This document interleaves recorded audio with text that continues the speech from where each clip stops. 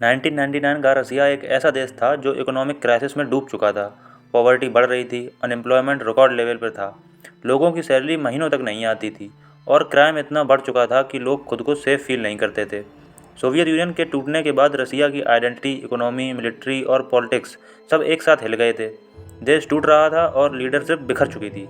इस मुश्किल दौर में व्लादिमीर पुतिन सामने आते हैं, एक ऐसा आदमी जिसको आम लोग पहचानते तक नहीं थे, पर जिसके डिसीजंस ने रसिया को कोलैप्स से उठाकर एक ग्लोबल पावर बना दिया। नमस्कार दोस्तों, मैं हूं रुद्र प्रताप और आप देख रहे हैं इंडिया जियो फ्रंट। आज हम पुतिन की पूरी जर्नी को सिंपल शब्दों में समझेंगे। कैसे उनका बैकग्राउंड था, कैसे उन्होंने रसिया की इकोनॉमी को संभाला, यूक्रेन वॉर के पीछे क्या रीजंस थे, वेस्टर्न सैंक्शन का क्या इफेक्ट पड़ा, सब बात डिटेल में करेंगे। तो व्लादिमीर पुतिन 1952 में लेनिनग्राड, आज का जो सेंट पीटर्सबर्ग है, उधर पैदा हुए। उनका बचपन एक टफ एनवायरनमेंट में गुजरा। कोल्ड वॉर चल रही थी। रसिया, जो कि तब सोवियत यूनियन था, और अमेरिका पूरी दुनिया में एक दूसरे को टक्कर दे रहे थे। इस वक्त रसिया का एक ही फोकस था, अपनी सिक्योरिटी, अपना डिफेंस और अपनी ग्लोबल पावर प्रोटेक्ट करो। पुतिन का इंटरेस्ट बचपन से इंटेलिजेंस वर्ल्ड में था। इस पैशन को फॉलो करते हुए उन्होंने केजीबी ज्वाइन की, जो यूएसएसआर की सबसे पावरफुल सिक्योरिटी एजेंसी थी। पुतिन की पोस्टिंग ईस्ट जर्मनी में हुई, ड्रेसडन सिटी में। यहाँ उन्होंने western lifestyle, western media, western politics को क्लोजली स्टडी किया और उन्हें समझ आया कि दुनिया पावर पर चलती है, इमोशंस पर नहीं। उसके बाद समय आया 1989 का, जब बर्लिन वॉल एक बैरियर था, ईस्ट और वेस्ट जर्मनी को डिवाइड करता था। ईस्ट कम्युनिस्ट एरिया था, वेस्ट कैपिटलिस्टिक एरिया। 1989 में वॉल गिरना स्टार्ट हुआ। लोगों ने सोवियत बिल्डिंग्स पर चढ़ाई करना शुरू कर दिया। प्रोटेस्ट हो रहे थे, डॉक्यूमेंट जल रहे थे। पुतिन ने देखा कि जब एक स्टेट वीक हो जाता है तो उसके इंस्टीट्यूशंस टूट जाते हैं, आर्मी पावरलेस हो जाती है और लोग सिस्टम के खिलाफ खड़े हो जाते हैं।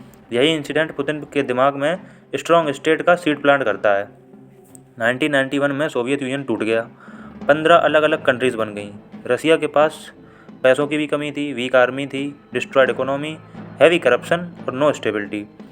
सब लोग सोच रहे थे अब रसिया का फ्यूचर क्या ही होगा। इस टाइम पे पुतिन पॉलिटिक्स में एंटर करते हैं। पहले सेंट पीटर्सबर्ग का मेयर के साथ काम करते हैं, फिर धीरे धीरे मॉस्को आए और एक डिसिप्लिन्ड साइलेंट वर्कर की इमेज बनाई। उन्हें जल्दी ही एक बड़ी पोजीशन मिलती है एफएसबी चीफ की, जो कि केजीबी का एक मॉडर्न वर्जन था। उसके बाद समय आता है 1999 में रसिया में टेररिस्ट बम ब्लास्ट हुए, जो मॉस्को की रेजिडेंशियल बिल्डिंग में हुए। रसिया शॉक में था।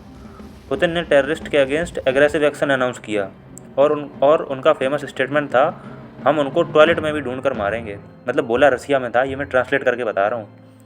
ये लाइन रसिया की पब्लिक को ये मैसेज देती है कि एक स्ट्रॉन्ग लीडर आ गया है। उनकी पॉपुलैरिटी 2% से सीधा 40 से 50% तक चली गई। 31 दिसंबर 1999 को बोरिस येल्सिन रिज़ाइन कर देते हैं, जो कि उस टाइम पे प्रेसिडेंट थे, और पुतिन को एक्टिंग प्रेसिडेंट बना देते हैं। रसिया की हिस्ट्री का ये टर्निंग पॉइंट था। 1990s में रसिया की इकोनॉमी टूट चुकी थी, पॉवर्टी बढ़ चुकी थी, सैलरी महीनों तक नहीं आती थी, करेंसी क्रैश हो चुकी थी। पुतिन आते ही 3 मेजर चेंजेस होते हैं। पहला, ऑयल बूम का सही यूज़। 1999 से 2008 तक ग्लोबल ऑयल प्राइसेस ज़बरदस्त बढ़े। रसिया एक मेजर ऑयल एक्सपोर्टर था, तो रसिया के पास बहुत पैसा आया। लेकिन इम्पॉर्टेंट ये था कि पुतिन ने ये पैसा सही जगह यूज़ किया। गवर्नमेंट सैलरी टाइम पर देना, आर्मी को मॉडर्नाइज करना, डेवलपमेंट प्रोजेक्ट स्टार्ट करना, फॉरेन लोन्स पे करना, डॉलर रिजर्व जमा करना, ये सब रसिया को स्टेबल बनाते हैं। दूसरा मेजर चेंज था फ्लैट टैक्स सिस्टम। पुतिन ने इनकम टैक्स को 13% फ्लैट कर दिया। सिंपल सिस्टम, लोग टैक्स पे करते हैं, गवर्नमेंट के पास पैसा आता है। ये डिसीजन रसिया की इकोनॉमी रिकवरी का की फैक्टर था। तीसरा था ओलिगार्स को कंट्रोल करना। ओलिगार्स मतलब जो सुपर रिच बिजनेसमैन होते थे 1990s में, जिन्होंने सरकारी कंपनियां सस्ते में खरीद कर बिलियनियर्स बन गए। 1990s में ओलिगार्स रसिया को कंट्रोल करते थे, पर पुतिन ने रूल चेंज कर दिया। बिजनेस चलेगा पर रसिया के रूल्स होंगे। ओलिगार्स को या तो ये गवर्नमेंट का साथ काम करना पड़ा या गवर्नमेंट से बाहर हो जाना पड़ा। रसिया के इंपॉर्टेंट सेक्टर जो थे, ऑयल, गैस, डिफेंस, दोबारा स्टेट के कंट्रोल में आ गए। अब बात करते हैं यूक्रेन कन्फ्लिक्ट की, जिसमें हम दोनों का पर्सपेक्टिव समझेंगे। पहले बात करते हैं रसिया की। रसिया के हिसाब से नाटो, जो वेस्टर्न मिलिट्री ग्रुप है, उनके बॉर्डर तक आ रही है। यूक्रेन के नाटो ज्वाइन करने से अमेरिकन मिसाइल्स उनके गेट तक आ जाते हैं। रसिया के लिए ये सिक्योरिटी थ्रेट था। उनका नैरेटिव ये है कि हम अपना डिफेंस के लिए यूक्रेन में एक्शन ले रहे हैं, लेकिन वेस्टर्न पर्सपेक्टिव ये है कि वेस्ट के हिसाब से यूक्रेन एक इंडिपेंडेंट कंट्री है, उसको डिसाइड करने का राइट है कि वो नाटो ज्वाइन करना चाहता है या नहीं। वेस्ट का परफेक्ट नैरेटिव ये है कि रसिया ने इलीगल इन्वेजन स्टार्ट किया, लेकिन सच्चाई यही है कि जियो पॉलिटिक्स में दोनों साइड्स अपना नैरेटिव होता है, दोनों साइड्स का अपना नैरेटिव होता है। सिंपल समझो कि रसिया सिक्योरिटी कंसर्न बताता है, वेस्ट सोवर्जिनिटी कंसर्न बताता है, अपना अपना सबका नैरेटिव है। अब बात करते हैं वेस्टर्न सैंक्शन की। वॉर के बाद वेस्ट ने हैवी सैंक्शंस लगा दिए रसिया पे, ट्रेड बैन कर दिया, बैंक्स ब्लॉक कर दिए, एसेट्स जो थे रसिया के वो भी फ्रीज कर दिए, ऑयल रेस्ट्रिक्शंस लगा दी। एक्सपेक्टेशन थी कि रसिया कोलैप्स हो जाएगा, लेकिन रसिया टिक गया।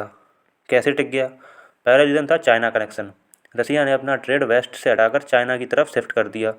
Trade 200 billion plus dollar cross कर गया। इंडिया का क्या रोल था? इंडिया ने रसियन ऑयल सस्ते में इंपोर्ट किया, जिससे रसिया को भी ह्यूज रेवेन्यू मिला और इंडिया को भी फ़ायदा हुआ। रिप्लेसमेंट स्ट्रेटजी क्या थी? वेस्टर्न कंपनीज ने रसिया छोड़ा तो रसियन मार्केट्स में चाइनीज़ गुड्स आ गए, लैपटॉप, कार, मशीनरी सब चाइना ने रिप्लेस कर दिया। अब रसिया ने पैरेलल इंपोर्ट भी शुरू कर दिया। रसिया ने इनडायरेक्ट इंपोर्ट शुरू बनाए, जिससे बैन गुड्स भी कंट्री में आ सकें। अब बात करते हैं रसिया की गवर्नेंस मॉडल की। पुतिन एक सेंट्रलाइज्ड पावर सिस्टम चलाते हैं। इसका मतलब कि आर्मी उनके अंडर काम करेगी, इंटेलिजेंस एजेंसीज भी उनके अंडर काम करेंगी, बिग कंपनीज़ में भी उन्हीं के रूल चलेंगे, मीडिया भी मेजॉरिटी उन्हीं के कंट्रोल में रहेगी, चर्च उनके सपोर्ट में रहेगा, और जो रीजनल लीडर्स हैं वो भी मॉस्को का ऑर्डर फॉलो करेंगे। रसिया जैसा ह्यूज कंट्री जिसमें 11 time zones, 85 regions, mixed culture, वहाँ लोग स्टेबिलिटी को ज़्यादा प्रायोरिटी देते हैं। 1990s का केओस देख चुके लोग एक स्ट्रॉन्ग सिस्टम प्रेफर करते हैं। आज हमने देखा कि व्लादिमीर पुतिन ने गिरते हुए रसिया को कैसे उठाया, कैसे उन्होंने इकोनॉमी को स्टेबलाइज़ किया, और कैसे उनके डिसीजंस ने रसिया को एक ग्लोबल पावर बनाया।